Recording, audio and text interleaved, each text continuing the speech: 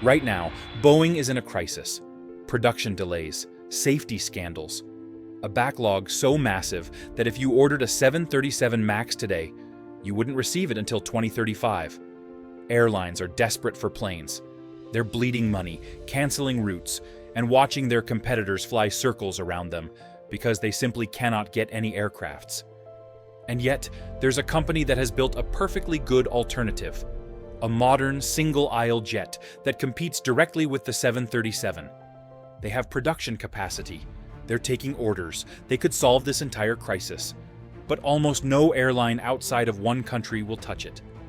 This is the story of COMAC, China's state-backed aircraft manufacturer, and their flagship C919.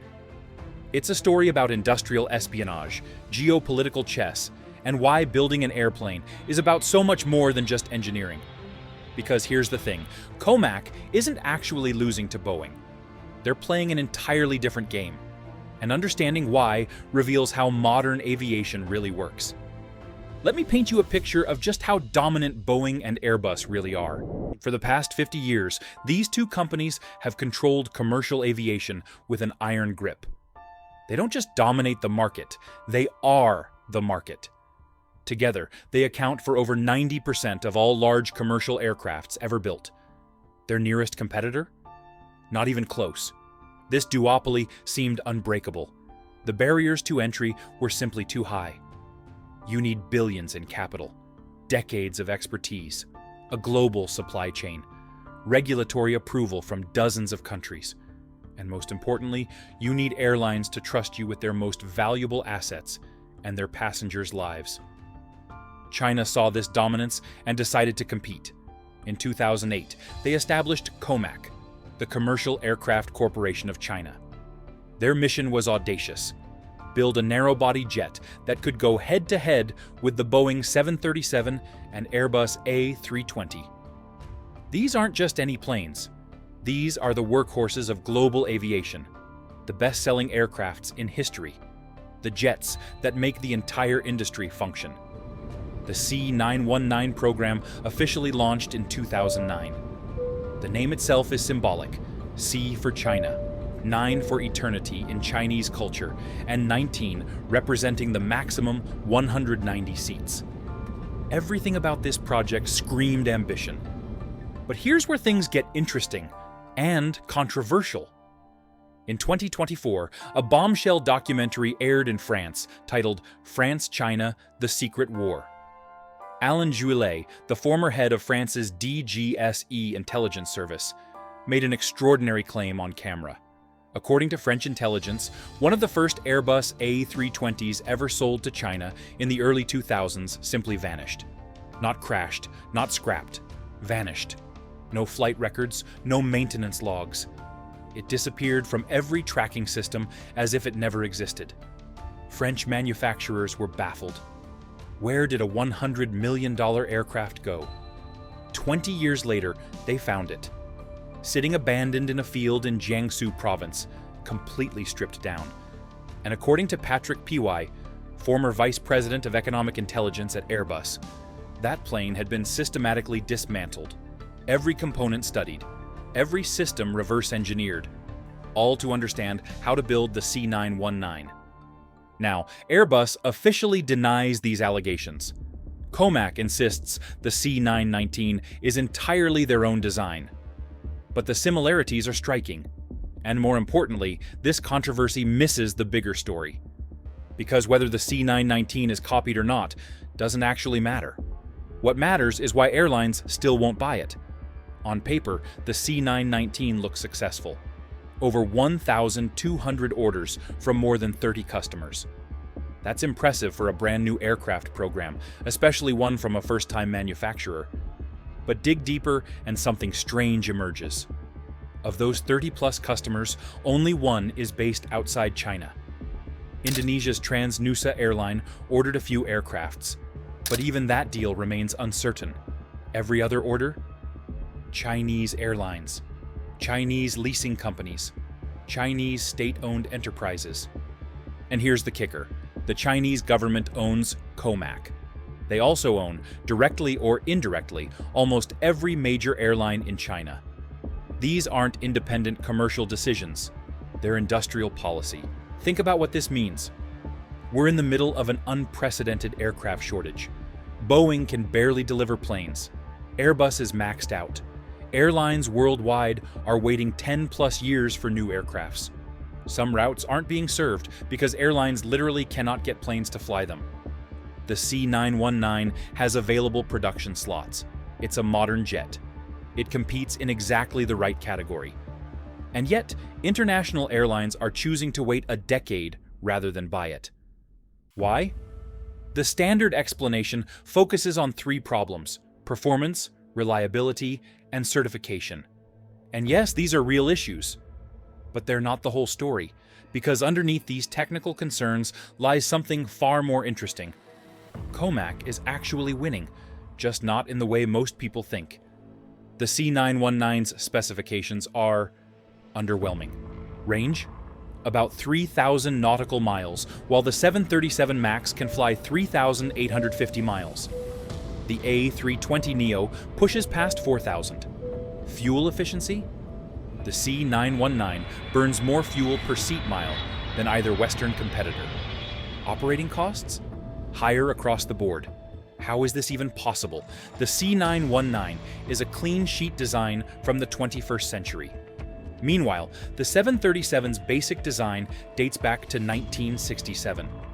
The A320 first flew in 1987. Logic says the newer plane should be better. But here's the twist that reveals everything. 91% of the C919 is manufactured by non-Chinese suppliers. Let that sink in. China, the world's factory, the country that can mass produce anything, cannot domestically produce most of an airliner.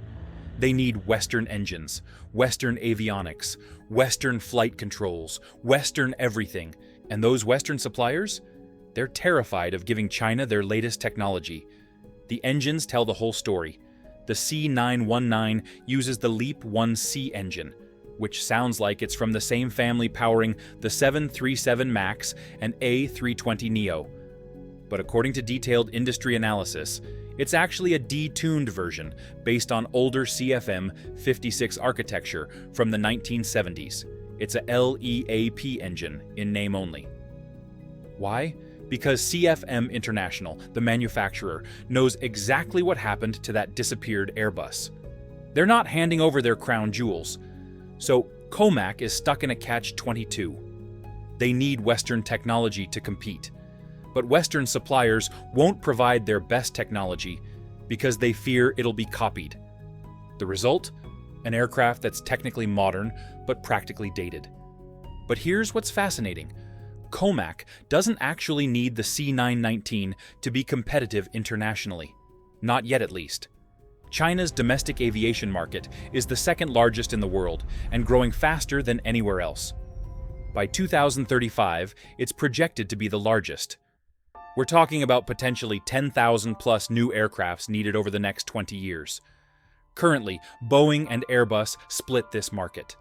But every C919 that a Chinese airline buys is one less 737 or A320 they purchase from the West. Do the math. If COMAC captures even 50% of China's domestic market, that's thousands of aircrafts over the next 2 decades. At $100+ million per plane, we're talking about hundreds of billions in revenue that would otherwise go to Boeing and Airbus. This is where the real competition happens. Not in European or American skies. In China's domestic market, where COMAC has every possible advantage. They have government backing, unlimited financing, captive customers, no need to prove themselves internationally, and most importantly, they have time. Right now, COMAC produces roughly 30 to 40 aircrafts per year. That sounds pitiful compared to Boeing and Airbus, who each manufacture hundreds. But it's enough to learn, to improve, to build expertise. Remember, Boeing didn't become Boeing overnight. The 737 first flew in 1967, and the early versions were plagued with problems. Airbus was founded in 1970 and lost money for years. These things take decades. COMAC isn't trying to compete globally in 2025. They're building the foundation to compete globally in 2045.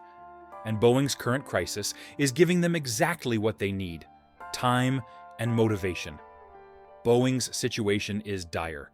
The 737 MAX crashes in 2018 and 2019 killed 346 people and grounded the fleet worldwide for nearly 2 years.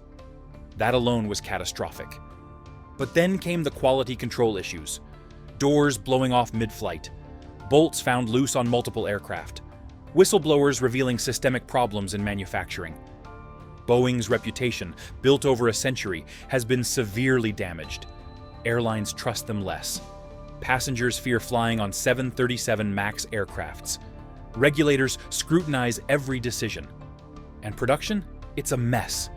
Boeing is hemorrhaging cash, struggling to deliver planes on time, and facing massive backlogs that grow longer every quarter. Meanwhile, in China, COMAC is watching, learning, and improving. Every Boeing scandal is a data point. Every 737 MAX problem is a lesson in what not to do. Every production delay is an opportunity to capture more market share domestically. The Chinese government is also paying attention. They see Western dependence on Boeing as a strategic vulnerability. What if geopolitical tensions escalate? What if trade restrictions expand? China needs domestic aircraft production for national security, not just commercial reasons. This is why the C919 program will continue regardless of its commercial viability. It's not just about profit, it's about strategic independence. Even if COMAC solved every technical problem tomorrow, they'd still face the most insurmountable barrier: certification. To fly commercially in most countries, aircrafts need approval from aviation authorities. In the United States, that's the FAA. In Europe, it's EASA. These agencies are notoriously rigorous. They need years of testing data, thousands of flight hours, proof of every safety system. The C919 has Chinese certification from the CAAC, but that's essentially meaningless outside China. Why?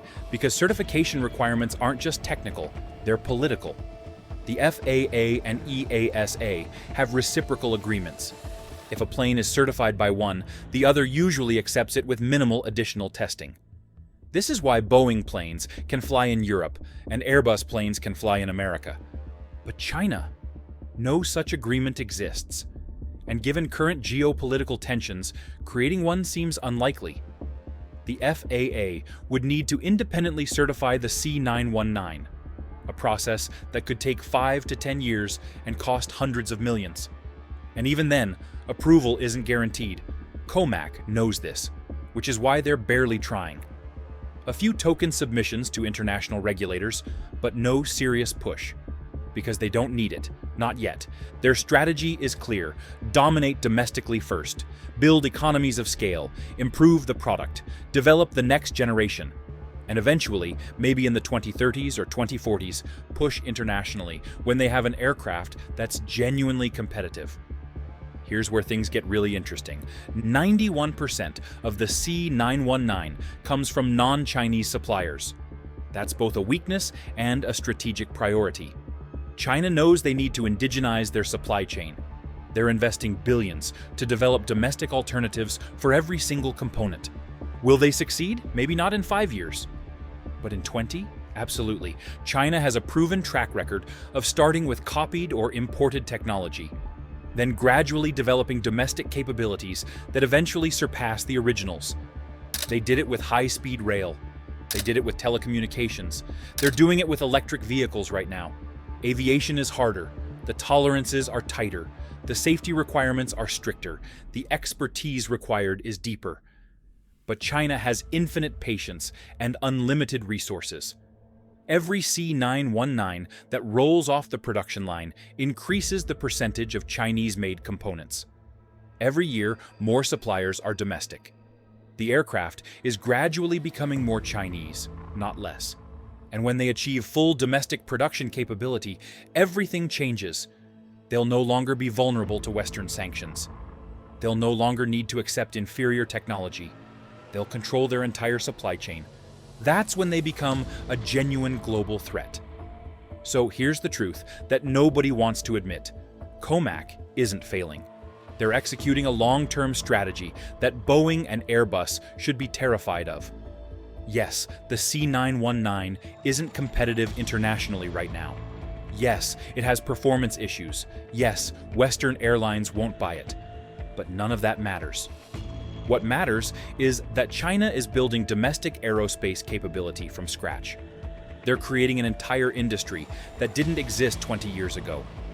They're training tens of thousands of engineers. They're developing supply chains. They're learning from every mistake. And they have something Boeing doesn't anymore: a clear vision and government support. Boeing is fighting quarterly earnings reports and shareholder demands. COMAC is executing a 30-year industrial plan. Boeing is cutting costs and outsourcing production. COMAC is building capabilities and bringing production in-house. Who do you think wins in the long run?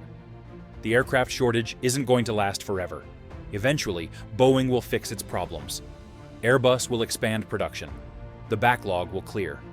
And when it does, COMAC will still be here, steadily improving, gradually expanding, patiently building toward the day when they're ready for global competition. The C919 isn't the end game, it's the beginning. And whether it was reverse engineered from an Airbus or not doesn't matter. What matters is that China has entered the commercial aviation game with unlimited resources, strategic patience, and a willingness to play the long game. Boeing dominated the 20th century. But the 21st century? That's still up for grabs. And COMAC is betting everything that it belongs to them.